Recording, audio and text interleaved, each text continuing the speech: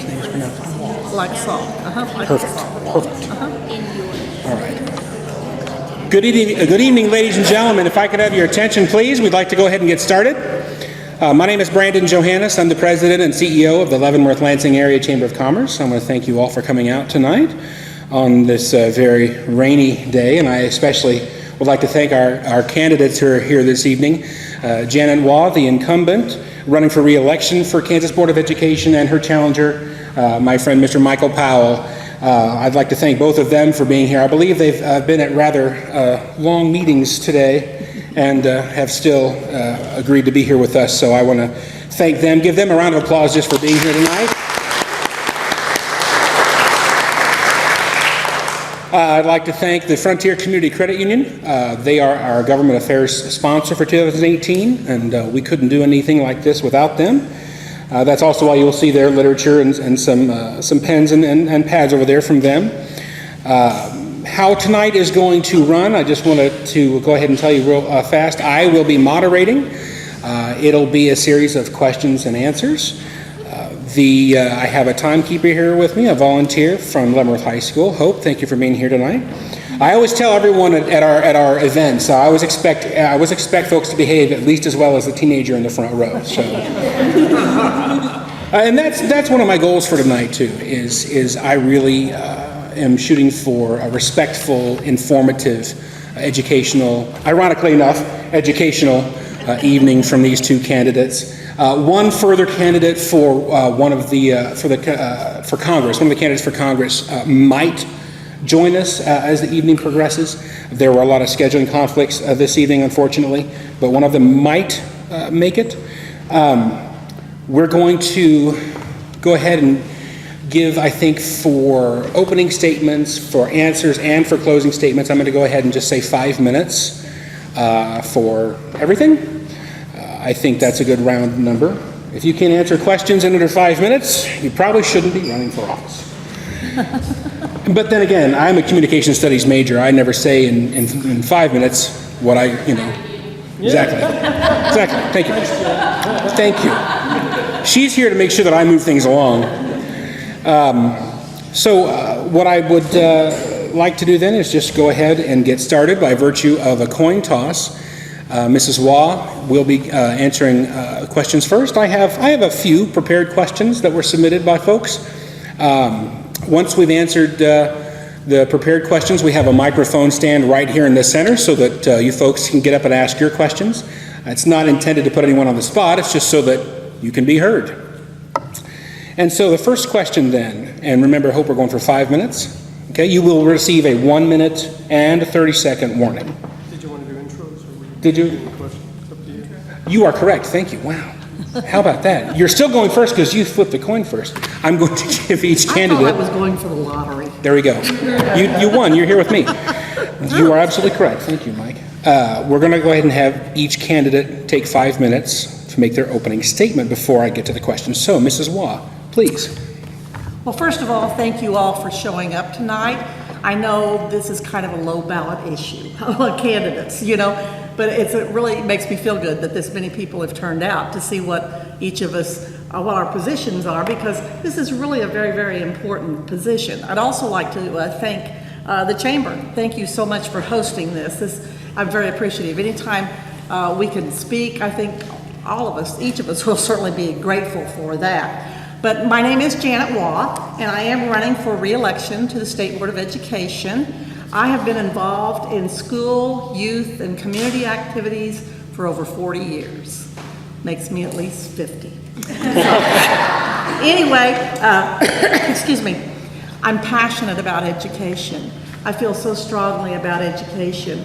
This district, District 1, is what we have here. My district there's a large percentage of low socioeconomic students. These students face many, many challenges. And education, in my opinion, is their only escape. Escape from a life of poverty, a life of crime, a life of imprisonment, or death at an early age.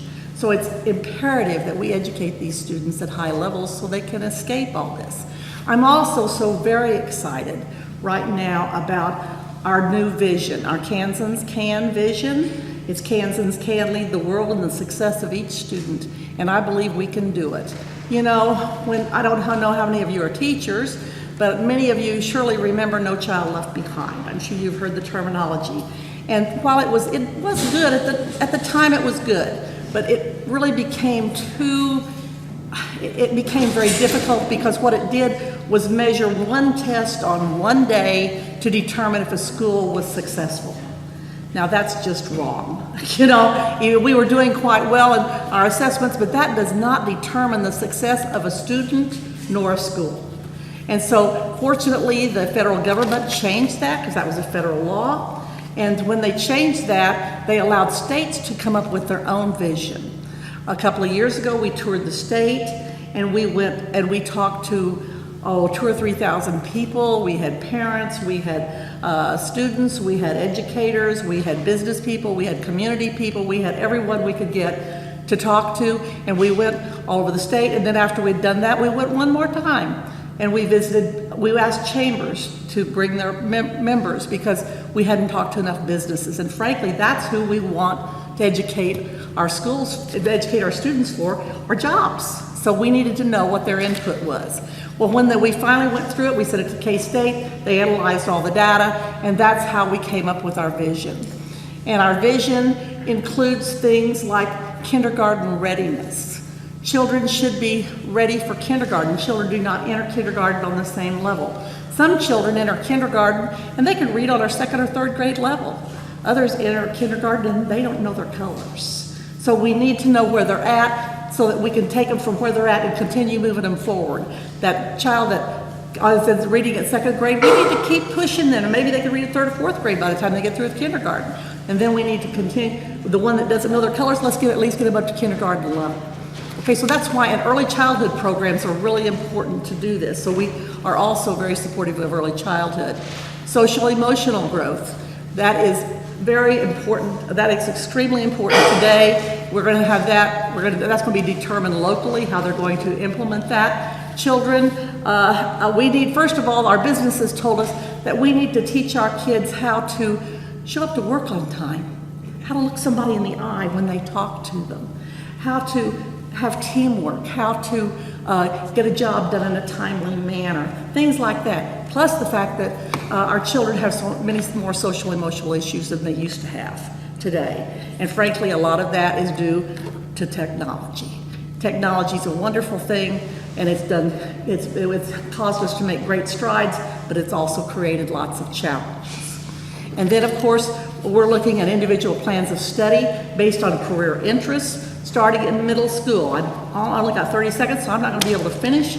But then we've got, which I'm really excited about that one, and then we've got graduation rates, but probably the most important one is post-secondary success. And what we want to do is we don't want to say graduation means the child has succeeded. We want graduation to be the stepping stone to, if they could graduate with either a certificate or a license, or maybe when they go on to post-secondary, they get a bachelor's degree or an associate's. That's effective. So anyway, thank you.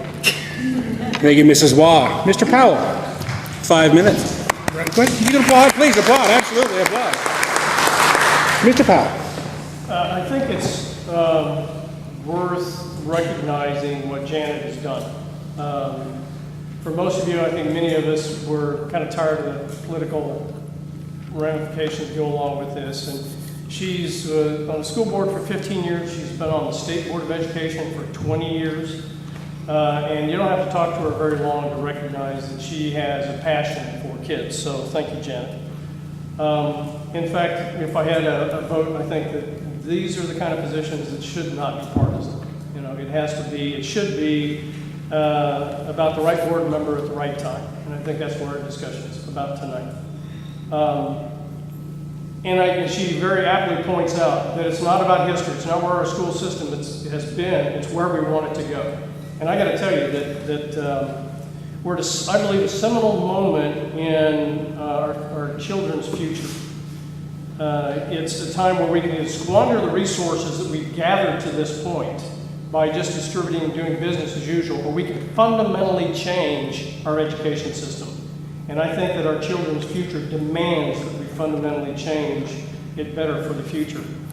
We can invest in opportunities that they can't even imagine. We have jobs that are going to be opening up by the time they graduate that we haven't even imagined what those jobs are. So there's a huge task here as we look at what do our kids need for the future. And that makes Kansans Can exciting. I mean, and I would challenge all of you to get out on the website, go look at the things that Janet has introduced you to, because we have an opportunity here to have a world-class education system. But we can't just do what we've done in the past. We are going to have to look to a different future for our kids. That also means we have to be smart about it, though, because the world isn't made on just any money that we can get our hands on. So we have to be good stewards along with that. But our children's future has got to be the most important thing we're focusing on. Educators and teachers, I think what makes this fundamentally exciting is we're starting in the right place. Those of you who do know about Kansas Can know that it's being led by teachers and educators. We're not giving them a program to vet. We're giving them the opportunity to invent a whole new program. And I've been sitting in the State Board of Education meetings since June, and I got to tell you, every month they bring in a new group of schools, and they're excited. I mean, that should say something for me. The teachers are excited about going to work every day, despite all the challenges. That's pretty cool. But it's going to require a new and fresh look even from the State Board of Education. We have, as a board, should be demanding from the State Board of Education the same kind of commitment, getting out from the boardroom and out to our districts with the same level of work that our local boards are committing to trying to figure this change out. So I think it's a time to change for everybody. And anybody that has done it knows that change is hard work. There's nothing easy about it. You're breaking paradigms, you're breaking cultures. It's going to be a lot of hard work. And it's also simply not just changing the educational culture. It's not just about the educators and not just about the teachers. We have other problems that are fundamentally embedded in our school system. Our state graduation level is at 86%. And our goal, the one thing that Janet didn't get a chance to tell you, is 95%. That's what Kansans Can is targeting. That's a pretty far-reaching goal. But this isn't the whole problem. If we're at 86%, it doesn't tell the whole story. Because in this district alone, we have schools that are graduating in the low 70s. So we have to get after that. It means that basically we're failing 5,000 students a year when we just graduate 86%. Something that was briefed also on the board was we're the second worst state in the nation for graduating kids out of poverty. We've got to do something about that if we're going to change our school system. And 29% of our graduates, based on the ACT, aren't fully prepared for college. And our own universities are reflecting that, saying they said 40% of the students require remediation. So, bottom line is, when I took my master's in adult education, one of the fascinating things was about brain physiology and learning at young ages. So I hope that as we go into this, we'll get an opportunity to talk about early learning, because I agree, early learning is a key to this. I'm excited for the future, and I know it'll be hard work. I've served Kansas for 30 years, and I spent most of that working in teams and leading teams, innovating and solving world-class problems, and I'd like that opportunity to do it again for our kids.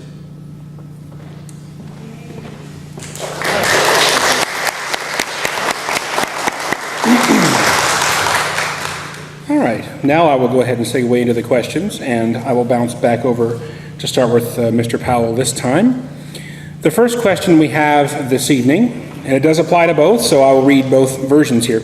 If elected or re-elected, what would you bring or continue to bring to the Kansas Board of Education? Part of that too, what has prepared you to serve or what has helped prepare you to continue to serve? Hope if you put 5 minutes back on, we'll start with Mr. Powell this time. Okay, as I started to mention earlier, I've been serving Kansans and serving Americans for 30 years. I know what it takes to bring teams together.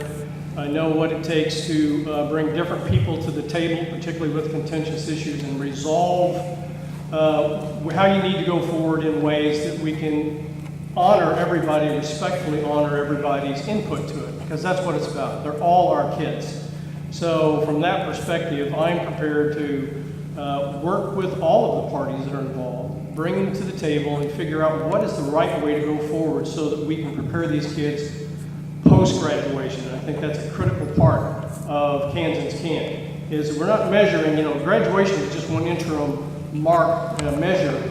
The ultimate measure is, are the kids that then become adults prepared to work, to go on to college, to have a career?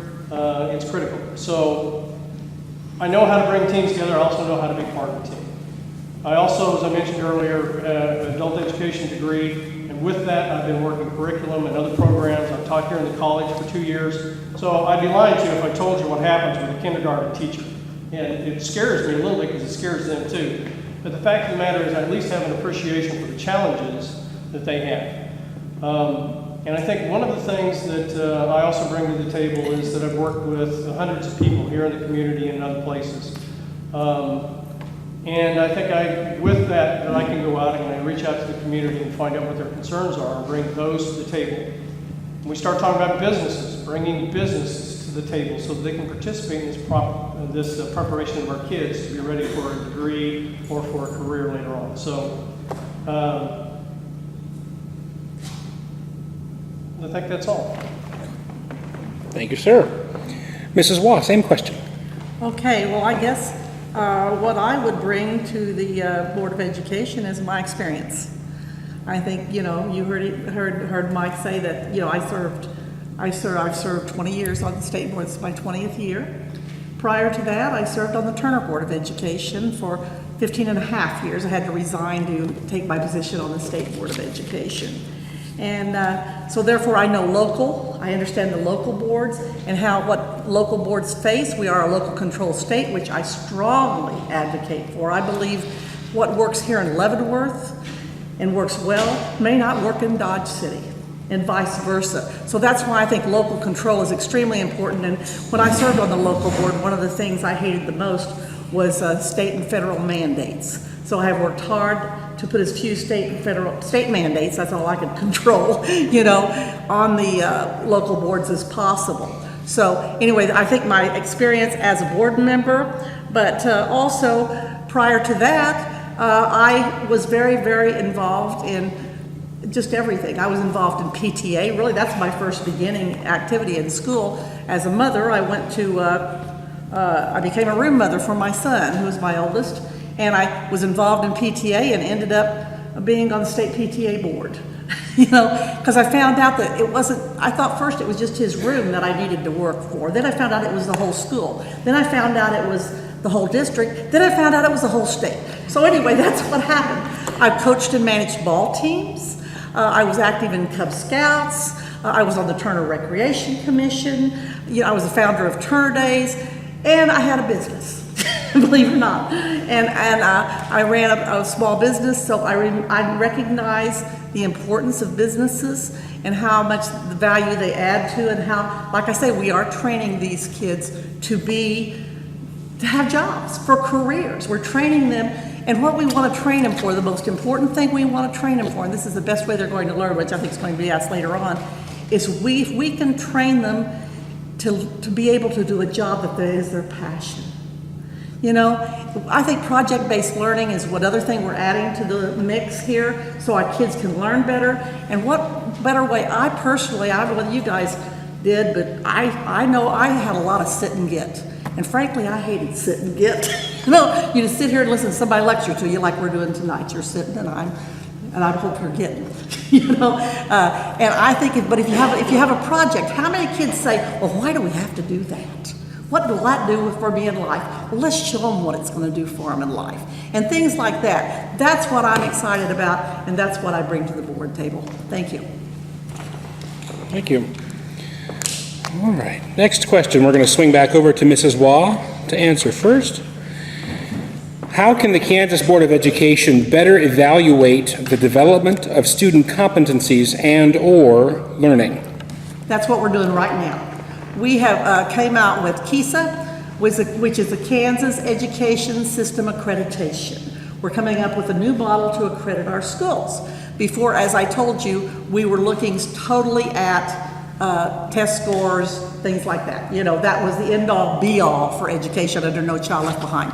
Now we're going to we've got 5 things we're going to assess the school on to accredit them. And I think this will help the child be better in every area. You know, because first of all, we're going to do this kindergarten readiness. This is going to be one thing we're going to assess. Schools will be accredited on is kindergarten readiness. What are they doing? How about early childhood, and how are their children doing? Social emotional growth. That's going to be measured locally, so the districts will have to determine what are their challenges in social emotional growth.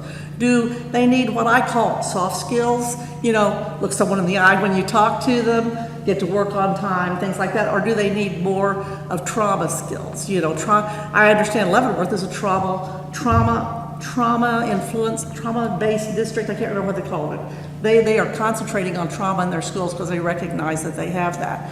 Third would be the individual plan of study based on career interests. So in middle school, we're going to start looking at that student, and we're going to give them a test that will assess, not to pass or get a grade, but a test to figure out where their interests lie, where their aptitude lies, and let's get them together and get them heading in a direction of a career in middle school. That doesn't mean they can't change it, but they can, but at least we're getting them on the track and they're getting excited about something they can do through job shadowing, having businesses come into the schools, things like that. Of course, graduation rates, that's another piece of it, and that will tell us a lot. Yes, we only have, 86, Mike, you said that better than me, I can't remember, 86% graduation rates right now. We're ahead of the national average. But we thought we need to go to 95. That's to do what Kansas needs by 2020, to be honest with you. And then, of course, this post-secondary success. This is where the rubber meets the road. Because this way we're going to know that these kids have, in fact, become career ready. Because they could possibly graduate high school and have that. This is called an effective rate. We're looking at them 5 years past high school graduation. And we're looking at, well, they could get it in high school. They could get a certificate in high school, and that would do it. That's effective. But some kids, like my grandson right now, he's going to the community college, and he's taking electrical. So next summer, he will be effective because he will have his licensure or his certificate, whatever he gets in that, but he plans to continue on and become an engineer, but that's neither here nor there. So that he will have that, or some kids will be going on and getting a bachelor's degree. It depends on where their interest is, but that way we will know if they are successful. And that tells you about whether or not education's working, because the biggest tragedy we have found in the world, or in the United States, is a child who goes to college, because we've always pushed every kid's got to go to college. It's every child. I mean, I know that. I did that as a mother. That's what you did. Your kids go to college. Well, all of them don't need college. They need post-secondary. They need to be able to go to like technical schools, things like that. And because the biggest tragedy that will happen to our kids is to go to 2 to 3 years of college and say, you know what? I don't even like this. And here I am studying it. They are not qualified to do anything, and they've got a lot of college debt. And that's really sad. So we want to make sure that they're effective. Whatever they're doing is their interest, and they are successful in that. So I think this will definitely improve our student learning and competencies. This is in our new vision. Thank you. All right, thank you, ma'am. Mr. Powell, same question. How can the Kansas Board of Education better evaluate the development of student competencies and/or learning? Well, I would agree that we have started on a path that will change the way we've done it. And I think that the outcome that we're looking for, which is post-high school, post-secondary success, is the real measure of the kids ready to live and live successfully in a society. But in those the two areas I want to talk about, though, is first of all early learning. Because if we're going to make 95% graduation rate, it clearly states in both research and evidence-based programs that if we don't get those kids, whatever their socioeconomic position is, ready to go to kindergarten at a literacy level that is common across all the kids, then we are not going to impact the graduation rate down here. So I think the first measures that we need to institute, and there are some out there, we're beginning to institute them in the schools, we need to do it on a wholesale level, is we've got to have programs that allow us to see where the kids are and then do early interventions. And that's one of the things that I really appreciate with what's going on in the Leavenworth School District here. You know, many of you may know from the bond issue that we're going to have a kindergarten early learning campus.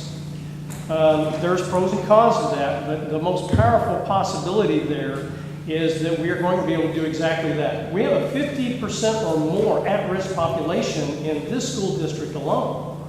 If we can get after those 50%, we might get after a 95%. But if we wait till the 3rd grade, 4th grade, 5th grade, we're not going to get a 95% graduation in Leavenworth or any number of other school districts. So for me, what they can do the most for and what I will go after is how do we get after the early learning piece. That's my passion. But then the second part of it, and I think it's the biggest challenge for this whole program, is how do you measure post-secondary success? And we're struggling with it now. I think it's going to be the hardest piece. So there's two things. One of them is military service, for many of you who are sitting here, is one of the marks of being success. You go in the military, you go into college, you go into careers. There's a number of different frameworks. We can't even get information on kids who enlist in the military right now. So that measure is kind of anecdotal. You know, oh, you came back. Where did you go from? So we've got to improve that post-secondary measurement. If we don't, how can we feed back into our educational system and say this worked or didn't work? So that's the big question mark, I think, and that's the one that I think we do have to go after is when you graduate, were our kids successful, but then more importantly, how do then we reach back and use that data to improve our educational system? Thank you, sir. All right, swinging the pendulum back over to beginning with Mr. Powell. I think you can probably elaborate some more on what you were just discussing. The third question on our list is, what would your priority be for the work of the Kansas Board of Education during your term? Well, there's a few things I have to mention. I mean, obviously early learning is my passion because I think that's where we will impact 12th grade graduation, get them started right to begin with. But there's a couple of other things that I see that are out there that are also at a lower level, but still out there. And one of them is safety and security in our schools. Schools right now are working hard to evaluate within their own structure where they need, having locked entrances, limited access. Again, I can come back to Leavenworth, but it's not the only one that I visited, where they're looking at changing the physical plan to make the school building itself safer for the kids. But I think the problem is there are larger concerns that I think the state needs to take a look at. I think we need a statewide assessment system that helps these school systems. If we're Blue Valley, they've got their own police department. And I've been to their board meetings, and they have a very cogent, well thought out process for how they're dealing with security in their schools. What do you do when you have 500 kids in your total school district? Where do they draw money from? What are their resources to determine whether or not they've made the school safe? So I've got a concern that I think the state can help a number of these school districts be safer and be more secure for our kids. And I'll just throw one last thing out to think about. When your kid gets on a bus, who's taking care of the kid on the bus? We always think about the building. And I'll give you one example. A school district that I went to, they were all excited about putting GPS and other tracking capability on the bus. It makes sense. Question I had was, will there be a crazy knob that they immediately notification the driver's in trouble, that will roll over, whatever the case may be, that they will get a notification? Hadn't thought of that. The second one was, it's so exciting because our parents, in a cold, snowy day, will be able to look on their software and be able to determine that the bus is coming right around the corner and the kids can run and get on the bus. Having been a country kid and stood on the side of the road for 30 minutes waiting on a bus in the snow, I know what that's all about. However, we live in a world where anybody can get into those systems. And so we need to be just as concerned about securing those systems and getting right access to it as we do any of our other systems. Because and from my military background, I tell you, one of the last issues that we haven't resolved is that there are certain parties in the world that have said our kids are next. So if you're not concerned about your kids, you should be. And we should be doing all we can reasonably to take care of our kids. So that's one. And the last thing is suicides. We have an epidemic of teenage suicides. And as some people here know, it's not the school's fault. It's not the school's problem. It's a community problem. However, the schools play a critical role in addressing suicides. Where are their peers? They're in the school for a third, or probably half of the day that they're with someone. Where does the bullying start? Well, it doesn't start at home, we hope.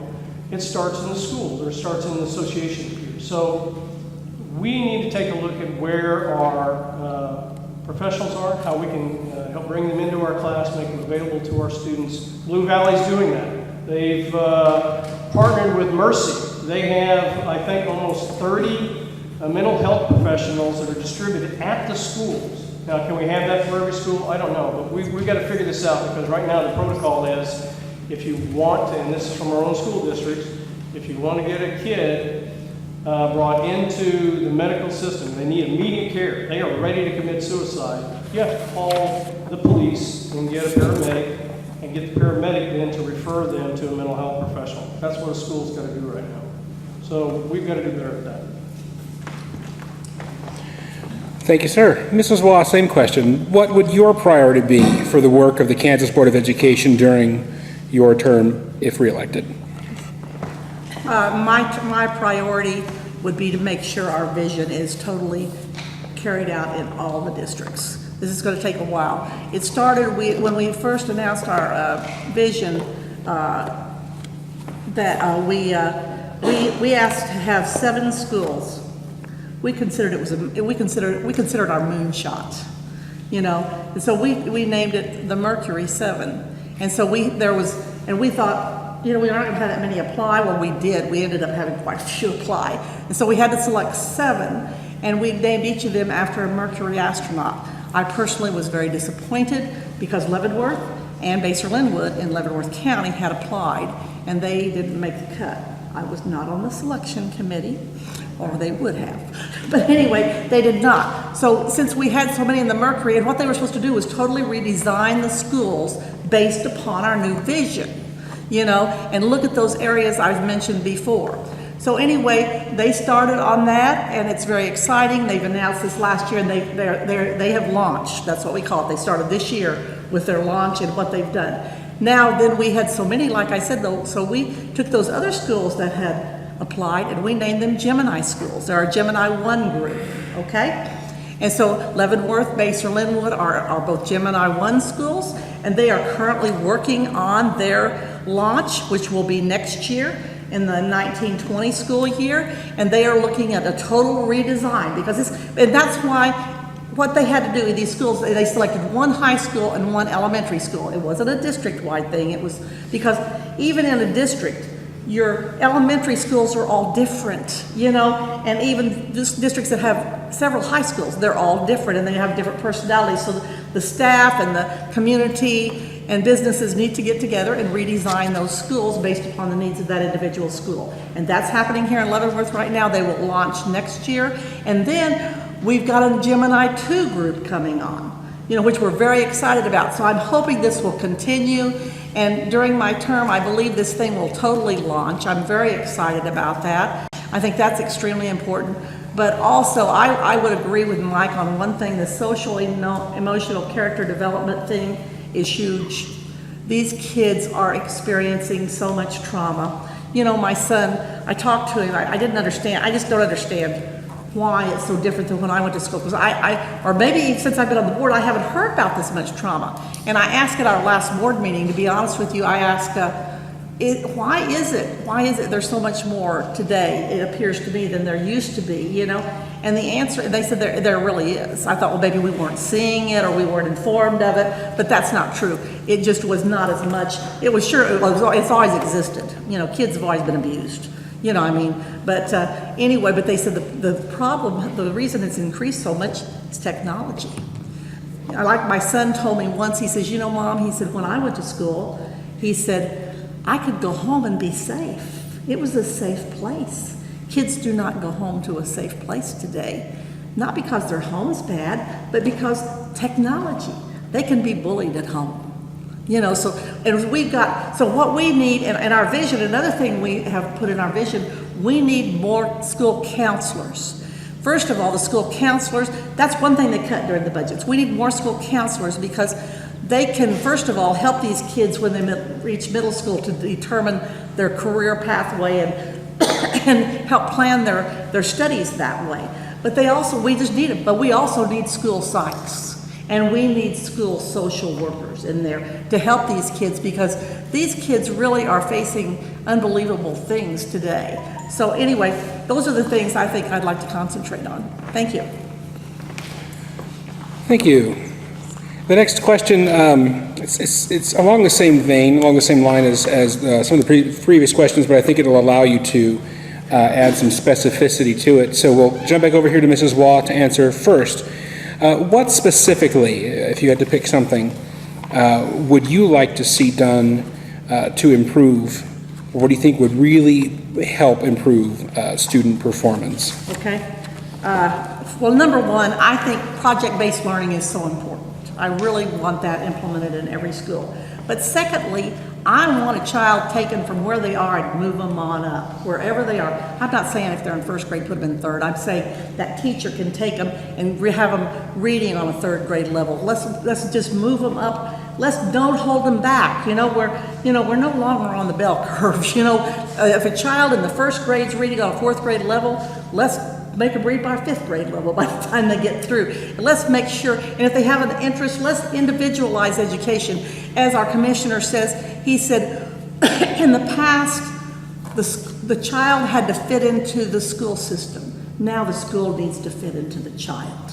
That's what we're saying. We want to kind of blow up the school system. And as he also says sometimes, he says, what we did is we created the system we have today based upon the industrial age. In the 20s, let's face it, this is what they were doing in the 20s. Kids sat in rows at the school and the teacher stood in front and lectured, okay? We're still doing a lot of that. And times have changed. And what we need to do is let's go backwards and go back to that one-room schoolhouse where that one teacher taught 1st through 8th grade.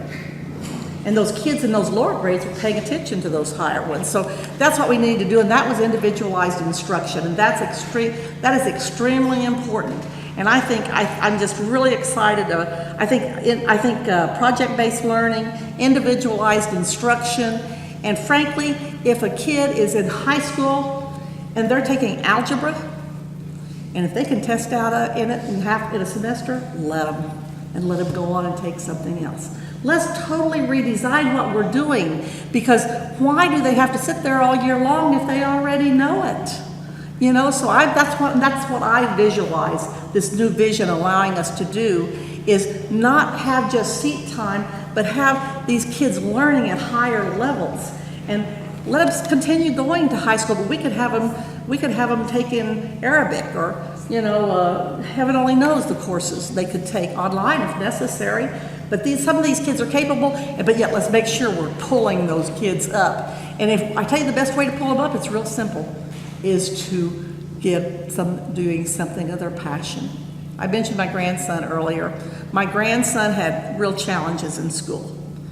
He had a lot of difficulty. He graduated last year. I was very, very proud of him. But his entire life, since he was a little bitty boy, 2 or 3 years old, he was fascinated with electricity. We used to buy him cords for his birthday when he was 2 and 3 years old because he was fascinated with them. One year my daughter bought him a vacuum sweeper because that's what he wanted, when he was just little.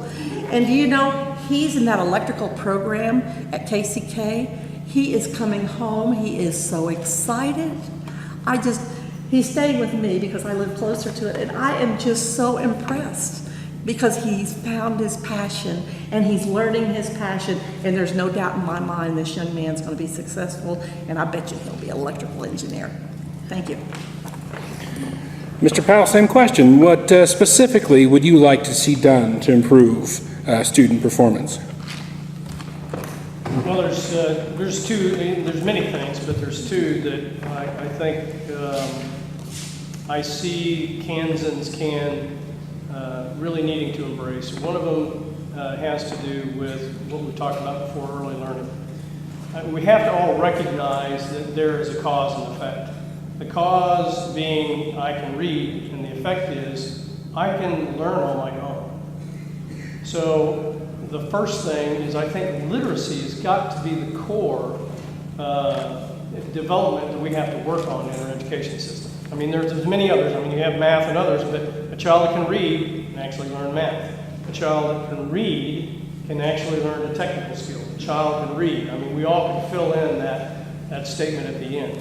So I think literacy, really focusing on literacy is so important. And then the second thing is, and most of you that have been involved or engaged in the military will recognize if it's stated a different way, and that's project or program-based learning. We go out, we've been, for 30 plus years, we've been teaching soldiers, some of you airmen, Marines, whatever your background is, but you recognize that you build a scenario, and in that scenario you give them a project, your soldiers or Marines or whoever, a project to complete with a specified outcome to see if they know how to do it, they can think for themselves, they can innovate when necessary, and they can accomplish the project or the goal. That's what project and program-based learning is. It's very, very powerful. And I think where I see it weighing in the most is on the very populations that we're having the most trouble with. If you get a child and kid engaged in something that sparks their interest, they don't realize they're learning geometry. They don't realize that they're learning soft skills. They don't realize all these things that you're teaching them in a very intentional, choreographed project learning. It is a very powerful thing. So that's being embraced by a number of these schools, the Gemini schools and the other schools, and soon to be Apollo schools. And I think that's maybe one of the more powerful things we're doing, is finding new ways to get that student engaged. So if you are coming from an at-risk population and you're given an objective goal that you think is worthwhile, you're given the tools to do it, and then you're turned loose with just enough of a toolbox to be able to get to a solution, and you arrive at a solution, that may be the first time that child can say, I did this. And be successful, be worthwhile, and be recognized as a positive outcome. I mean, it doesn't take a rocket scientist to realize the power in the life of a child that gets no affirmation at home or anywhere else outside of school. Guess what the child just did? He just bought into school. That's what we've got to have. We've got to have kids who come to school because that's the safe place. That's where they look to their future. So I think that the project and program-based learning has a lot of potential. It's really powerful. I've seen it work for 30 years in the military, but in this case, it has so many other things that we're trying to accomplish with Kansas team. Thank you, Mr. Powell. The next couple of questions that we have on the prepared list are both similar in theme, and so if, in the interest of time, especially if you two don't mind, I think I'm going to try to kind of combine the two of them together. And based on the alternating pattern that we're taking here, I'm going to alternate back to Mr. Powell first. So the next two questions deal with education funding. And I'm sorry. We hear from our congressional representative, our candidate. As Mr. Watkins has arrived? Yes. Okay. Well, I was told that you may or may not be present, so. Yes, sir. I'm prepared to say a few words or answer questions, whatever you have in mind for the program. My plan was, when we got a little closer to the end of the education candidates, I was going to ask if you were present and then move on to you, because I wasn't sure if you were going to be here or not. Well, Janet, Glad you're here. Do you care if he speaks, and then we can get back to? I don't care. Would that be all right? Look, I don't I'm care. going Please. We'll answer the question. Please, absolutely. Why don't you go ahead and tell the folks who you are, tell them about yourself. We'll give you a 5-minute opening statement. That sounds great. We'll roll with it. All right. Well, thank you so much. I apologize if this is a bit unconventional. I won't. You're always in charge. If there's a mistake to be made, it's my fault. So I'm sorry if something was not as planned. But well, my name is Steve Watkins, and I'm the Republican nominee for Lynn Jenkins' seat, Kansas 2nd Congressional District, and it is always an honor to come back here to Leavenworth. I started on this journey over a year ago, and we have been through a very ruckus and spirited primary. We might not have gone through it together, but if you're a Republican, then we're here now.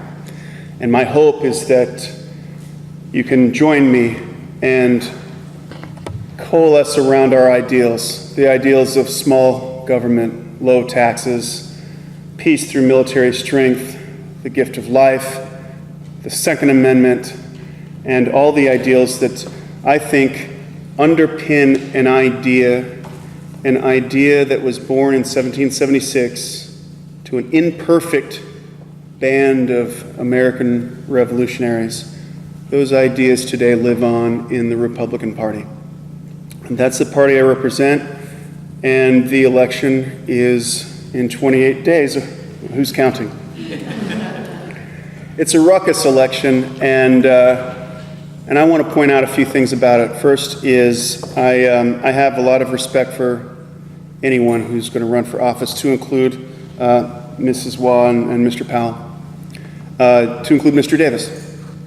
There is a civility and integrity that I'd like to see restored to political discourse.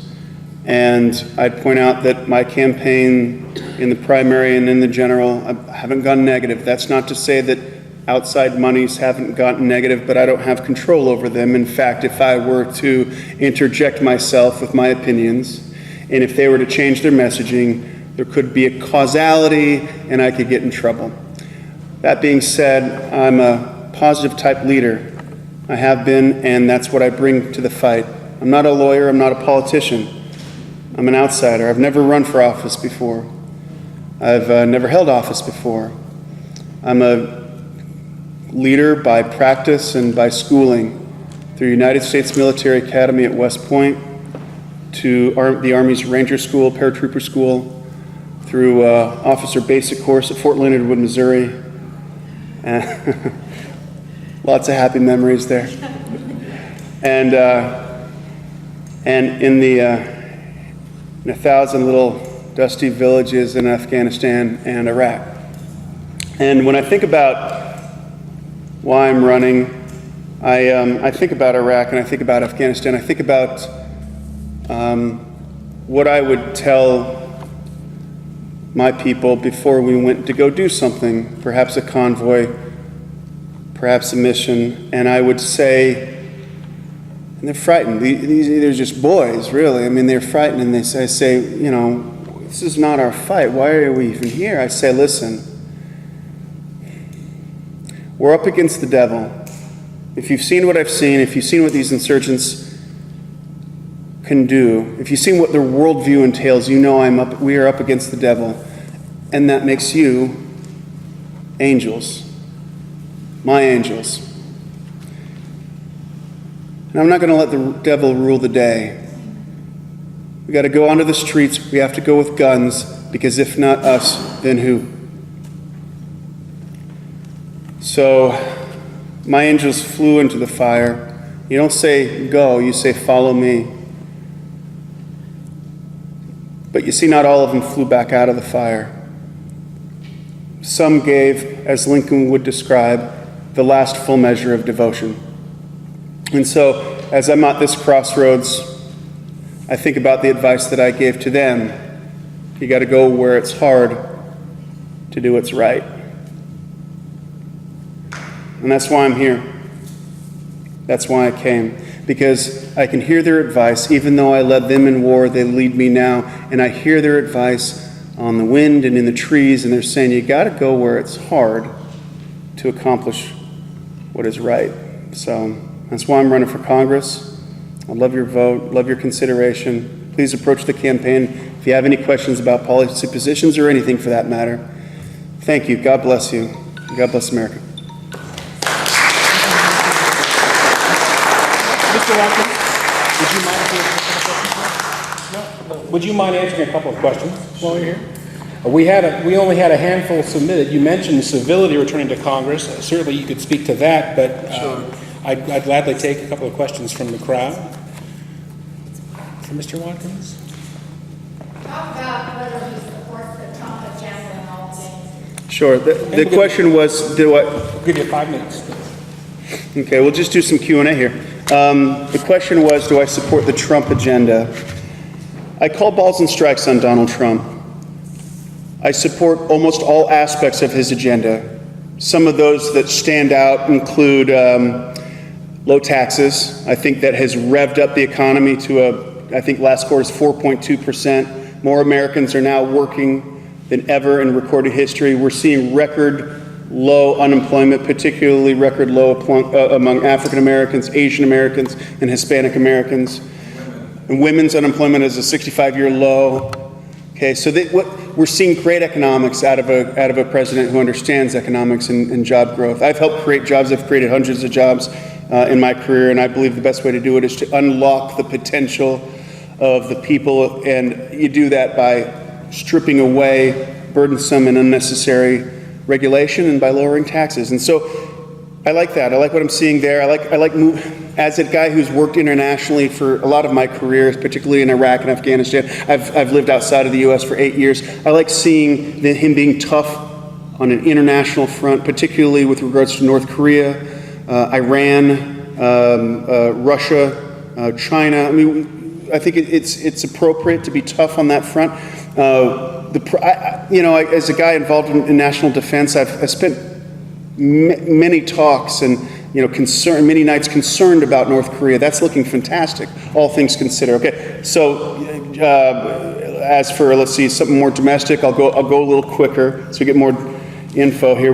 I'm a build the wall guy. I don't like sanctuary cities. I don't like chain migration. I don't like the visa lottery. That being said, I'm conscientious to the fact that we're a nation of immigrants, and we need to respect and invite legal immigration into our country. My campaign is full of immigrants. My wife is an immigrant. We are all descendants of immigrants, and we're a better country because of it. So those two ideas can exist. They can coexist, and they do in my mind and in the administration. What do I not like so much? I'm a free trade thinker. I'm a free trade guy. When I talk with the farmers and the ranchers and the manufacturers, they need customers. The role of the government is to step out of the way, if not help facilitate our producers with the demand that's largely overseas. And so that's the role of the government. Now, if temporary measures, tariffs will be imposed as a means to a greater end, I get that. I get that play, and so do our constituents. But that being said, I'm a free trade thinker. So there's a lot in there, but I can go in any direction if anybody wants more expanded upon. Is there any other particular questions? Yes. You said your wife was an immigrant? Yes, my wife's an immigrant. You don't chain migration, as you call it. You don't want any of her family to come over, so she's going to isolate from her family because of chain migration. Well, to be clear, chain migration, in my understanding and opinion, it's gone too far to where people who are barely related to the immigrant are invited to come over. Now, we can take a closer look at that together. I don't want anybody to live without their family. Family unit's so very important. But my family, my wife's family, my family came over as a family, and uncles came over, and that's where that plateaued off. And a few other relatives. But what we're seeing, the issues that we're seeing with chain migration is that it's being extended further and further out. So that's where I take issue with it. Okay. Yes, ma'am. Yes. Would you support federal dollars being returned to our community to use in local projects like infrastructure and economic development? The question is, will I support federal dollars coming into the district to support projects to include infrastructure? Yes. I'm a low taxes, low government, or small government guy, but the best example of this that I could support and I could get behind, I spent a long time in southeast Kansas, and I was just down in Pittsburgh visiting our friends and supporters down there. And we know that Highway 69 needs to be expanded. It needs to be 4-lane, well-lit. I mean, I was talking with President Scott down in Pittsburgh State. He was describing how, I might have this wrong, but I don't think I do. We got more students at Pitt State from Johnson County than SEK. That's awesome. That's great. Those kids need to drive the speed limit down a safe highway, because right now Right now, I mean, the highway's risky. I'm on it. We're on it all the time. So listen, I'm an engineer. I'm an infrastructure guy. I'm a builder. My undergrad is engineering from West Point. I got a master's degree in real estate development from MIT. Our infrastructure goes far in defining our DNA as a people. And it's an investment not only to health and well-being and safety, but it pays back in returns that are never even quite measured. All the small businesses don't have as much depreciation on their trucks, for example. All that's immeasurable, but it's fantastic. I don't have long, so if there's any other issues, I want you to feel. Oh, yes, sir. Well, the number of people employed is at its highest rate ever because the American population is continuing to grow.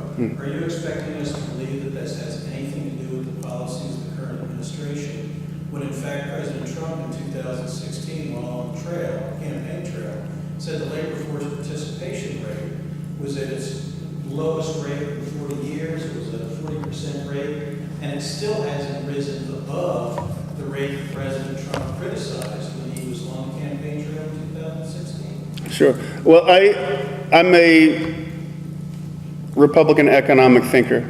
I am, and we can disagree on that, but yes, I think his low taxes and his slashes to regulation has influenced. The issue is, are you asserting that the number of people working has anything to do with other than the increase in population? I think it's heavily influenced by population. Right, so we're making a spurious claim here. The labor force participation rate has fallen to its lowest level in 40 years. That's a direct quote from President Trump in 2016. And the labor force participation rate has still not risen above the rate it was during the recession that President Trump was criticizing.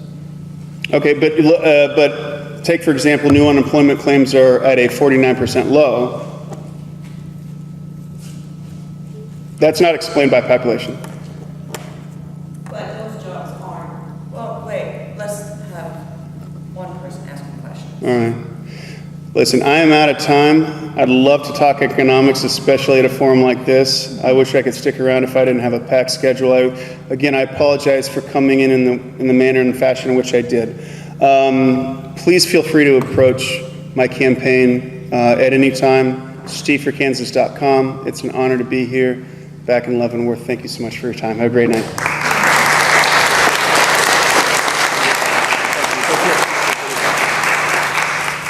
Thank you very much, Mr. Watkins. Janet, wasn't it your turn to answer the question?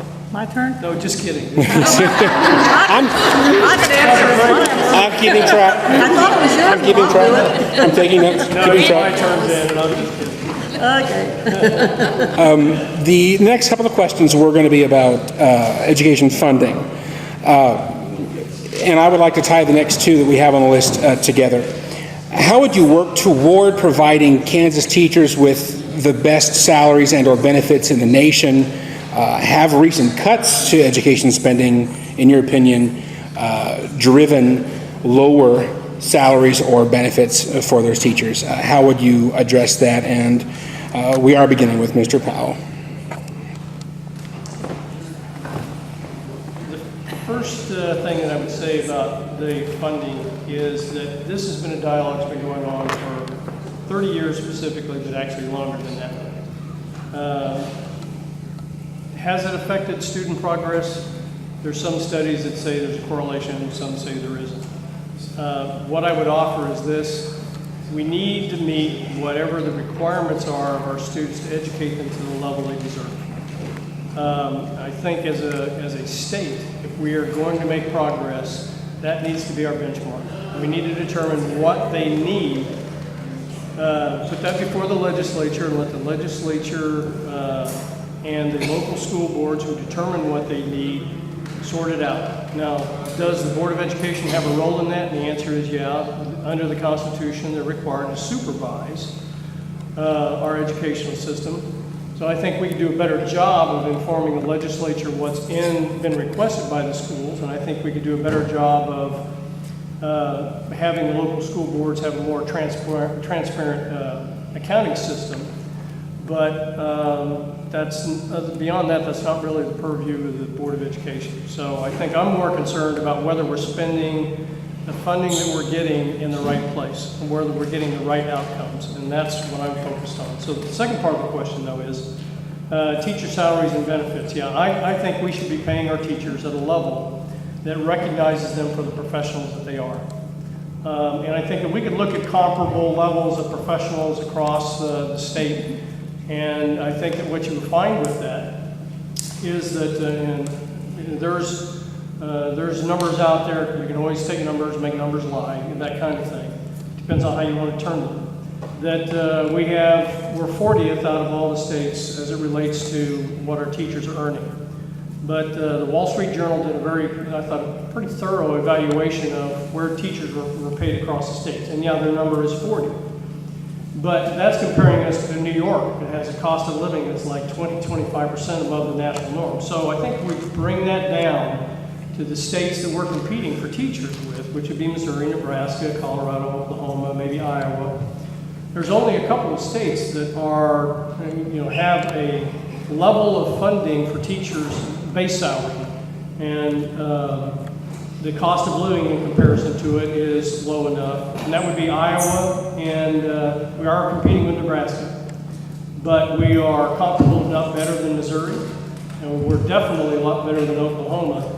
And when you look at the cost of living, our teachers are actually being able to spend more of their money than they are in Colorado. So I think we've got a long way to go because we really need to make sure that our teachers understand that their time is valuable and they get paid. And I think part of it is other incentive programs. One was brought up today in the Board of Education. School systems that are bringing new teachers on, finding them a place to live, getting them brought into the community in a way that feel like they're home. That's as much of an incentive sometimes as just the amount of money you're making. So I think there's a lot of other things we can do, but pay, yes, does send a signal to people that you're valuable and the time you're spending is worth it. And then the last thing I would close out with, for all of you that would go, well, teachers, they have 3 months off and all the other stuff. Stop and think about these people are loving our kids when we're not there. So do you want someone who's there and upset to be there, or do you want someone that's there that feels valued and is committing their life to our kids? I want somebody who's committing our life to our kids. So I think we need to look at how we're paying, and pay may not be the right measure. It may be all of the incentives we give to say you're valuable. So yeah, I think that we need to continue to look at how we're compensating. That makes more sense, not just paying, but compensating our teachers. Okay. Thank you, Mr. Powell. Mrs. Waugh, same question. Okay. What impact did the reduction in school funding have on student progress? Well, it had a terrible impact on it. First of all, the first thing when they started cutting this funding, the first thing they started doing was cutting administration. Then they started, because they didn't want to impact the classroom, okay? So then they went on and they started cutting custodians. Then they started cutting parents, one of the most important resources we have for teachers who have challenged students. And then they started cutting programs. I remember my son, who I mentioned earlier, became a band director. He taught for 14 years, and frankly, he's now a pilot. But he did teach for many years. And, when he started, he loved music.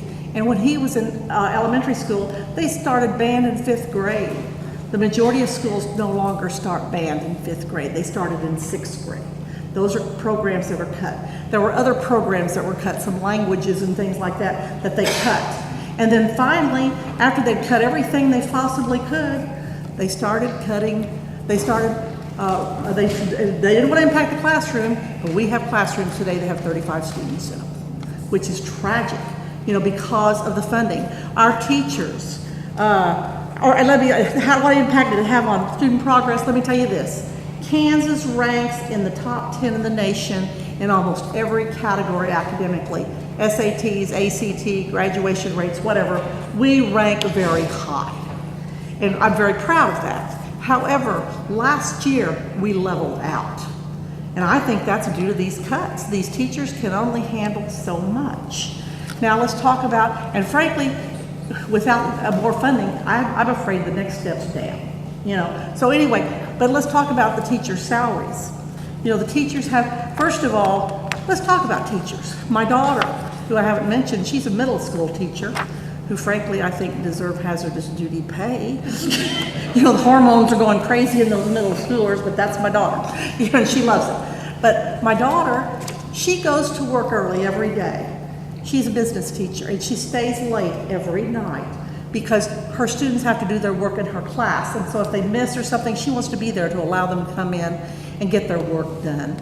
She goes up either on Saturday or Sunday afternoon to get her work planned for the following week, and she had to take a second job. Now that's tragic, and I cannot tell you, and these teachers, she goes to work 2 weeks before school starts than she's supposed to.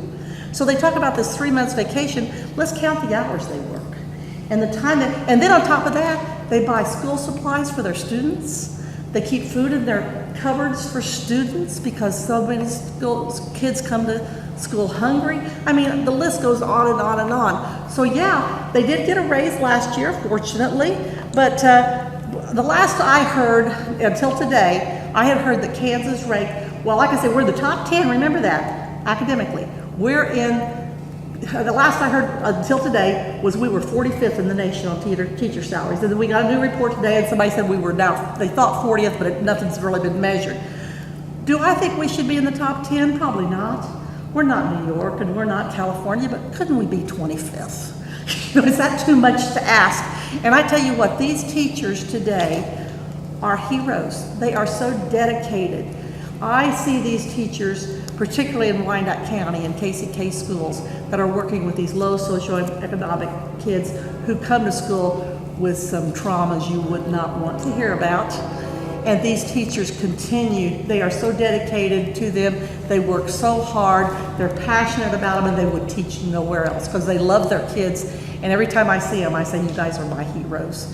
And I don't think those teachers have a job. I think they have a calling. And by George, we at least should pay them a decent salary so they don't have to have a second job. Thank you.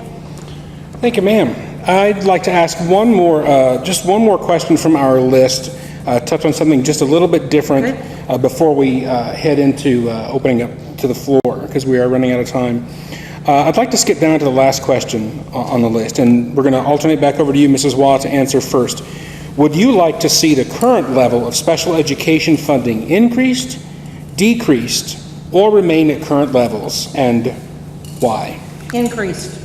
I believe the federal government originally said they were supposed to, I can't remember if it's 70 or 80%, they were supposed to fund special education in our schools. Federal government.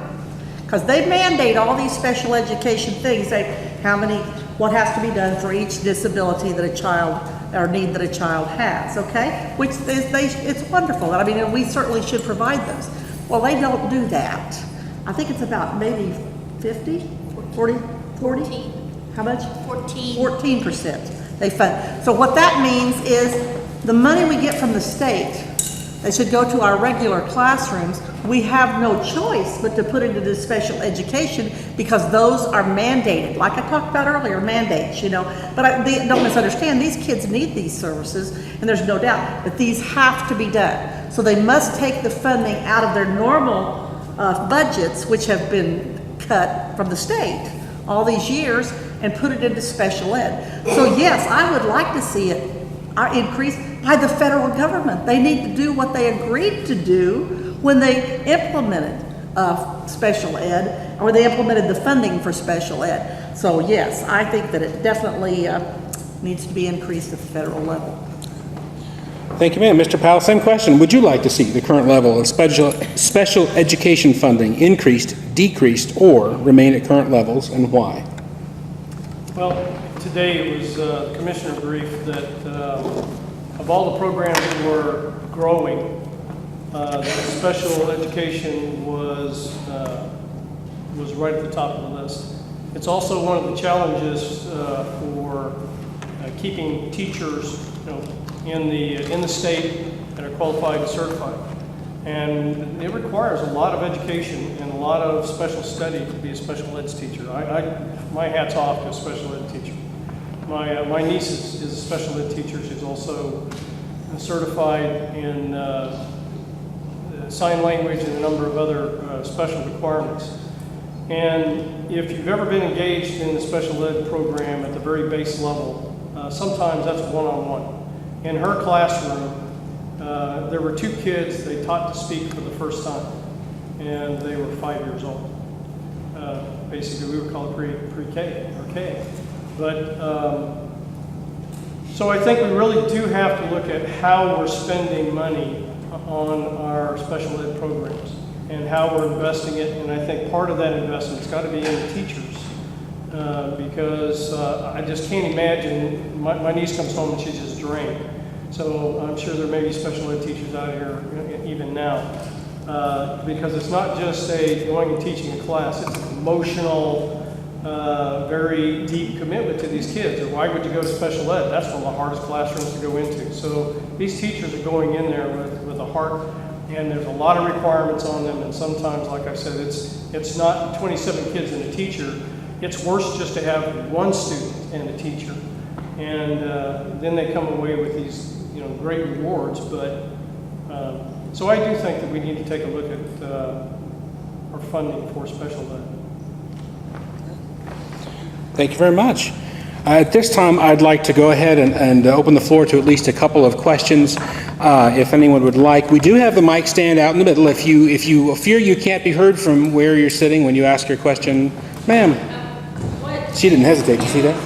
What counties or even districts does Education District 1? I mean, I know Leavenworth, There's 6 counties. There's 17 school districts, either full or partial.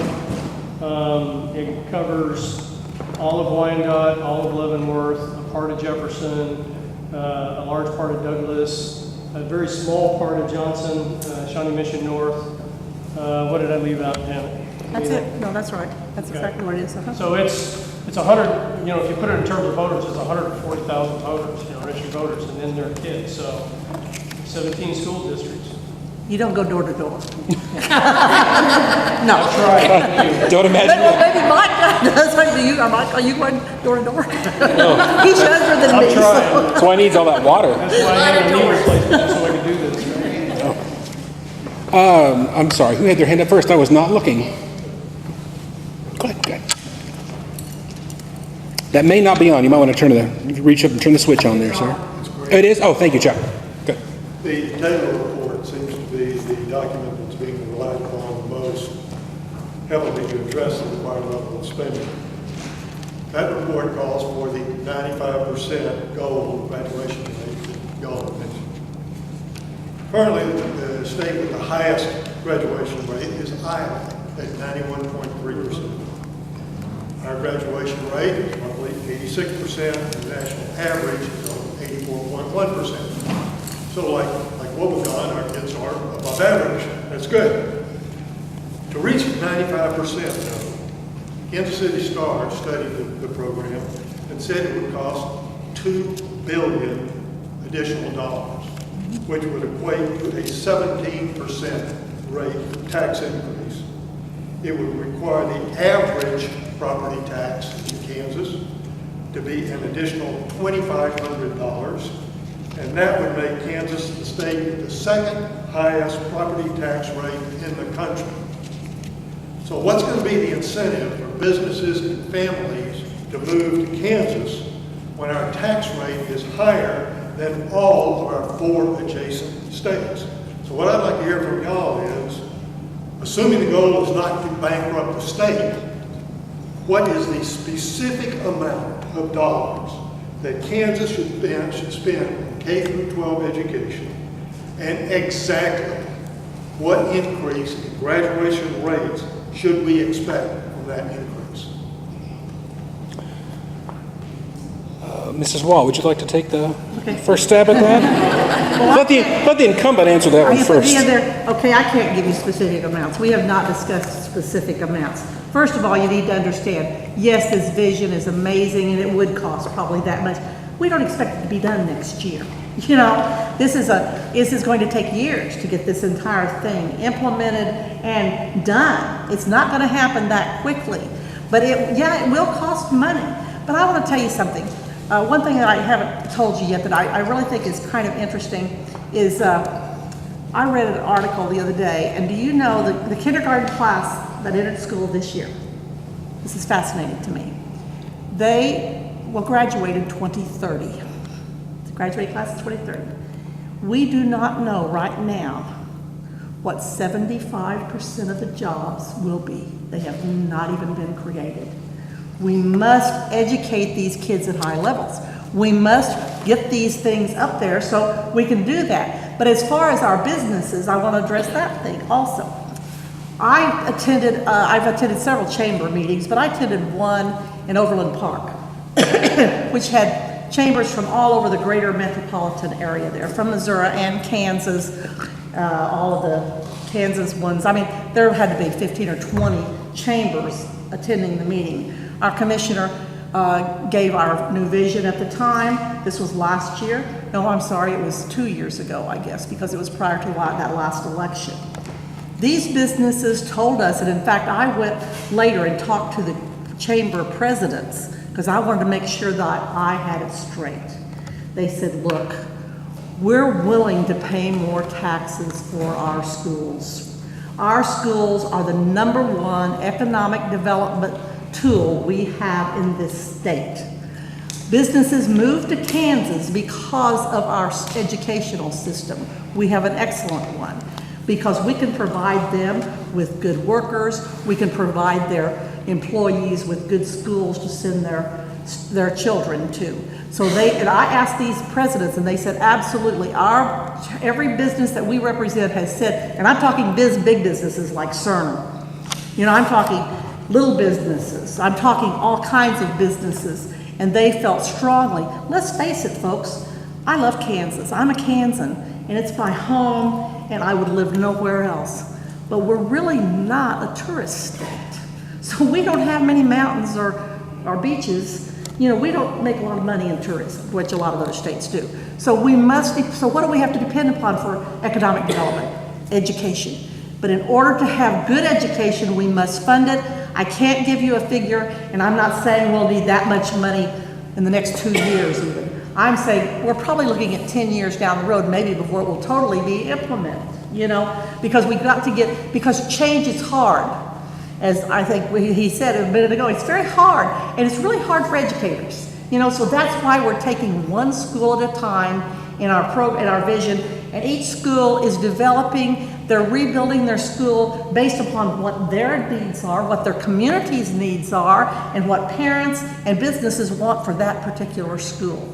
So, will it cost money? Absolutely. But is it worth it? I think it's worth it because, in my opinion, it's the #1 economic development tool we have in this state, and I think our businesses are willing to pay for it. Thank you. Thank you, ma'am. Mr. Powell. Well, first of all, Rich, I think the basis for an assessment even 2 years ago is flawed. Part of the mark on the wall for Kansans was you get no money. So these schools that are participating in this project have already evidenced, because this is an evidence-based program, have already evidenced an increase in just standard metrics for reading, math, and any number of the different metrics. So I think that we're going to have to look and see what the outcome is of these schools as far as efficiency, because we go back to the efficiencies of learning. So I think that if we do this right, we can stop arguing about money and start talking about, are we getting outcomes? Because that's really what we should be shooting for. But I just want to show you that this isn't that far off the mark. We've got some areas and we've got some school districts that we really need to figure out, number one, what's the driving problems? And then number two, how do we address it? Like maybe we can change our school learning model and fundamentally impact the population like we are already in some of our schools. Here's the graduation rate, and this is just first district. Graduation rates for the key schools: 92.7, 95.1, 93.1, 94.4, 93.5, 96.